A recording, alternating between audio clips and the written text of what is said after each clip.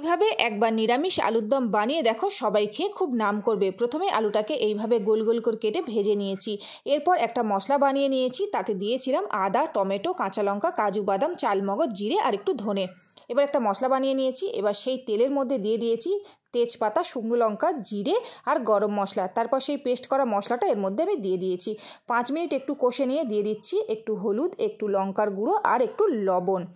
এবার আরও 5 মিনিট আমি কষে নেব। এরপর দিয়ে দেব অল্প একটু জল দিয়ে আরও 2-3 মিনিট একটু কষে নিচ্ছি। এরপর সেই ভেজে রাখা আলুটা আমি দিয়ে দিয়েছি।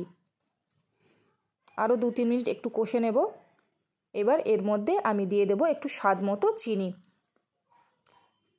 এরপর দিয়ে দিচ্ছি 2টো আলু বোখরা। এরপর দিয়ে দিলাম জল, পরিমাণ মতো দিয়ে দেবে জলটা। এবার জল দিয়ে দিয়েছি। এবার 15 থেকে 20 মিনিট আলুটা ভালোভাবে সিদ্ধ হয়ে গেলে এবার আমি নামিয়ে নিয়েছি আর দিয়ে দিয়েছি একটু ঘি।